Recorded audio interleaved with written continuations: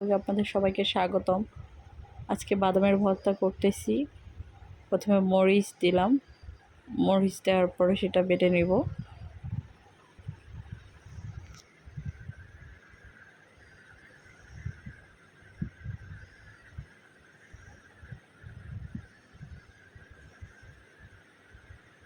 এভাবে সবগুলো বেটে নিয়ে মিহি করে বাটতে হবে, যেন মরিচটা মানে আস্ত না থাকে, সমস্তটা মিহি হয়ে যায়। এভাবে বেটে নিতে হবে।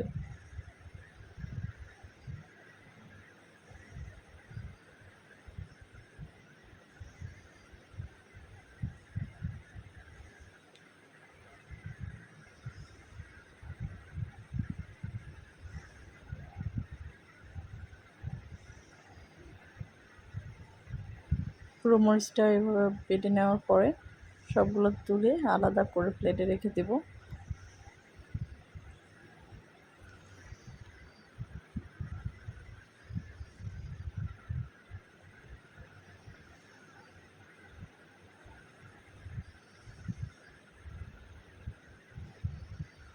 এখন বাদাম দিয়ে দেবো এখানে।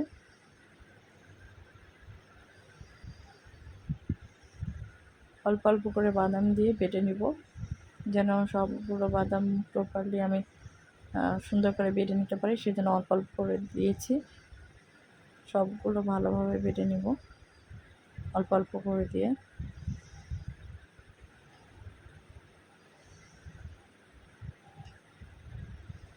বাদামের ভর্তা করতে একটু সময় লাগে, একটু মানে বাদামের দানাগুলো বেটে মিহি করার জন্য অনেক কষ্ট করতে হয়।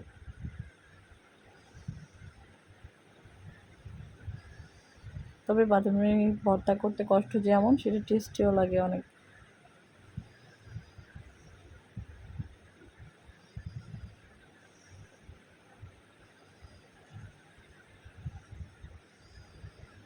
এভাবে সবগুলো অল্প অল্প করে বেটে নিয়েছি মিহি করে।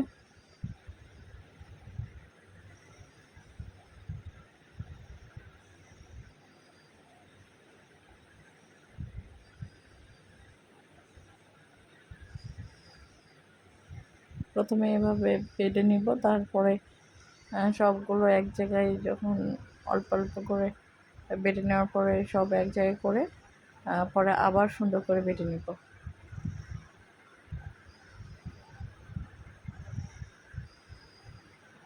মিডিয়ামভাবে বেটে নিলে সুবিধা হয়, পরবর্তীতে ওইটা মিহি করে বাটতে সুবিধা হয়।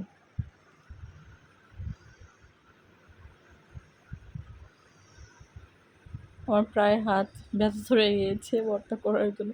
পরে আমি সবগুলো বেটে নেওয়ার পরে পেঁয়াজ অ্যাড করেছি, করার পরে ওই পেঁয়াজটা একটু হালকা করে বেটে নিয়েছি। এভাবে করলে বাদামের ভর্তা খুব টেস্টি লাগে। এভাবে আমি পেঁয়াজটা মানে অর্ধ বাটা হিসেবে করে নিচ্ছি, যেন বাদামের ফ্লেভারটাও থাকে, পেঁয়াজের ফ্লেভারটাও থাকে।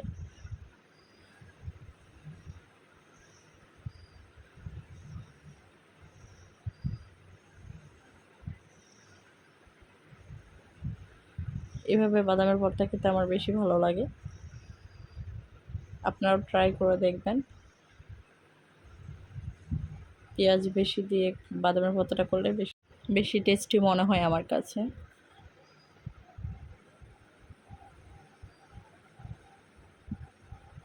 এভাবে বেটে নেওয়ার পর সবগুলো মানে পেঁয়াজগুলো অর্ধ বাটা করতেছি, যেন পুরো বাদামের সঙ্গে মিক্সড হয়ে যায়। এখন সবগুলো এক জায়গায় করে নেব।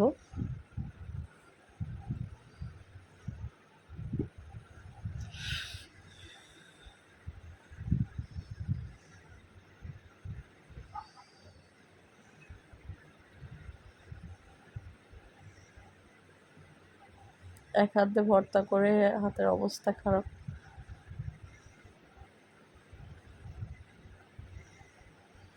পুরো হাতে বাদাম লেগে গেছে।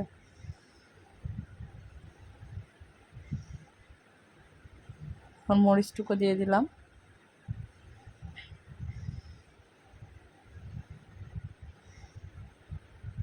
দিয়ে মিক্সড করে নিচ্ছি ভালোভাবে। সবগুলোতে মরিচের পরিমাণটা সুন্দর আসে। এভাবে মিক্সড করে নিলাম।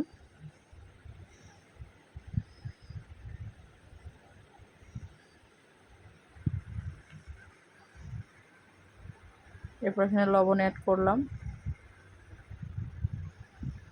স্বাদ মতো। তারপর আবার ভালোভাবে সেটা মিক্সড করে নিতে হবে যেন সম্পূর্ণ ভর্তাতে লবণের পরিমাণটা ঠিক থাকে।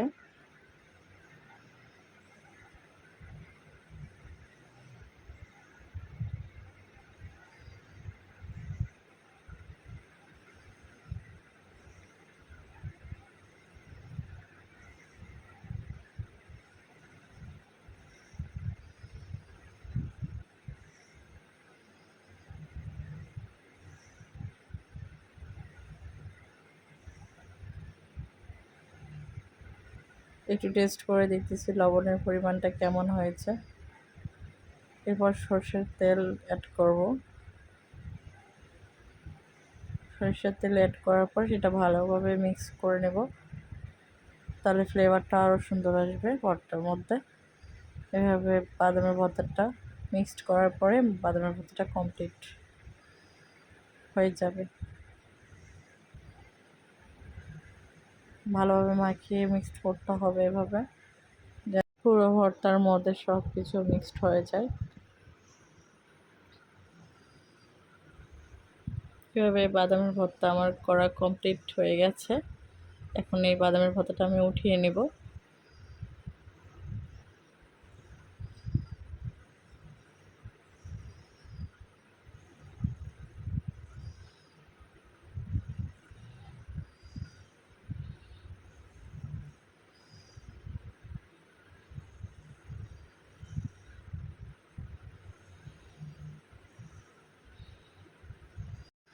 এভাবে পাটাতে ভর্তা অবশিষ্টাংশ থাকার পরে কে কে এভাবে ভাত মেখে খেয়েছেন? আমি ছোটোবেলায় একবার ট্রাই করছিলাম, অনেক ভালো লেগেছে।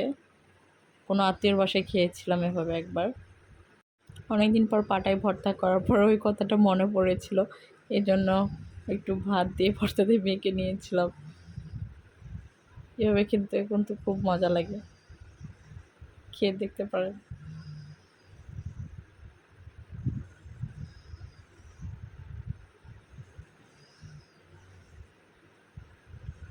আমার মতো এইভাবে কে কে ছোটোবেলায় একবার হইলেও এরকম পাটার ভর্তায় মেখে খেয়েছেন? ওকে এভরিওয়ান, আমার আজকের ব্লগ এই পর্যন্তই। আমার পরবর্তী ব্লগগুলো দেখবেন আশা করি। সবাই সুস্থ থাকবেন, ভালো থাকবেন। আসসালামু আলাইকুম।